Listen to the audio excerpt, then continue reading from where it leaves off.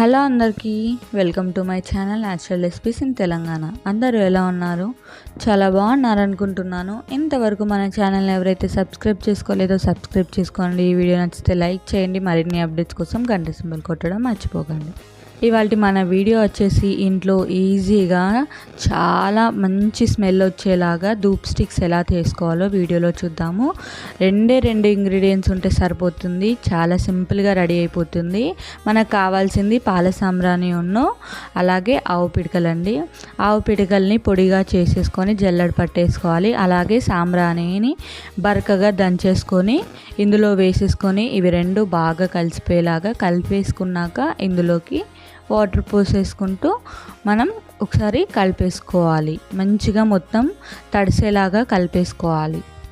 ఈ dhoop stick smell మాత్రం చాలా బాగా వస్తుందండి. ఎందుకు స్మెల్ వస్తుంది? ఆవు పిడకలే కదా అనుకుంటున్నారేమో.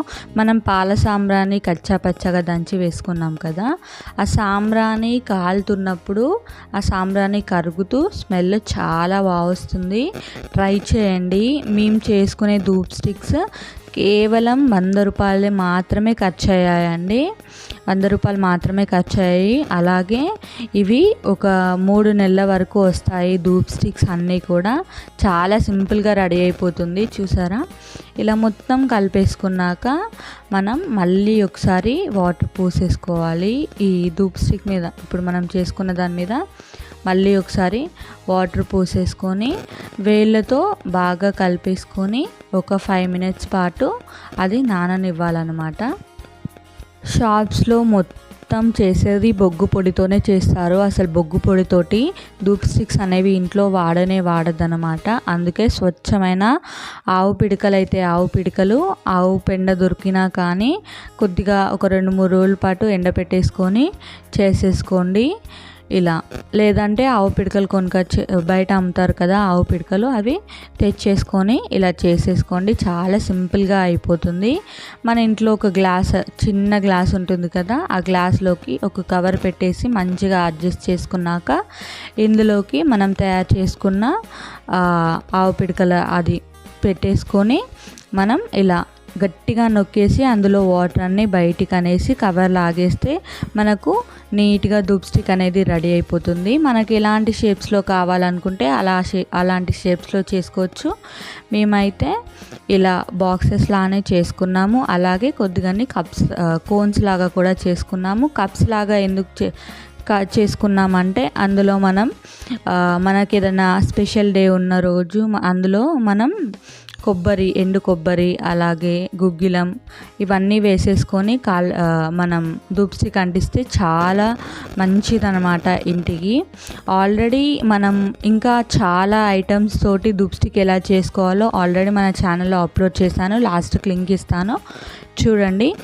మనం ఇలా చేసేసుకొని దీపారాధన చేసుకునేటప్పుడు రోజుకొకటి ముట్టించుకుంటే కనీసం 45 నిమిషాలైనా ఖచ్చితంగా ఉంటుందండి. అన్నీ ఇలా చేసేసుకోవడమే. స్మెల్ కూడా చాలా మంచిగా వస్తుంది. దీన్ని ఒక 2-3 రోజుల పాటు ఎండలో ఎండబెట్టుకోవాలి. ఎండలోనే కాదండి, మనము దీన్ని ఫ్యాన్ కింద కూడా ఆరబెట్టేసుకోవచ్చు. ఫ్యాన్ కింద ఆరబెట్టుకోవాలనుకుంటే ఒక వారం రోజులు పడుతుందండి. మాకైతే ఒక వారం రోజులు పట్టాయి. ఇవన్నీ చాలా చక్కగా ఎండిపోయాయి అన్నమాట. చూస్తున్నారా? అక్కడక్కడ గడ్డలుగా మనం సాంబ్రాణి కనబడుతుంది. ఇది మనం వెలిగించుకున్నప్పుడు స్మెల్ ఆ సాంబ్రాణి కరుగుతూ చాలా చక్కగా వస్తుందన్నమాట. ఇది మనం ముట్టించుకుంటే కనీసం 45 నుంచి అరగంట వరకు ఉంటుందండి ఖచ్చితంగా. ఇంటి మొత్తం స్మెల్ మాత్రం చాలా చక్కగా వస్తుందన్నమాట.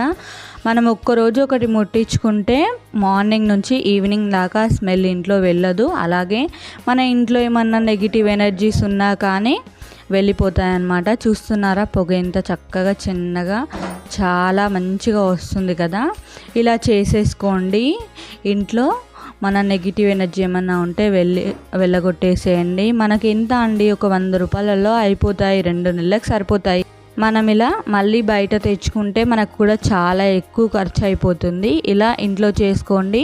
2 నెలల పాటు మనం ఇంట్లో మంచిగా ముట్టించేసుకోవచ్చు. Thank you for watching.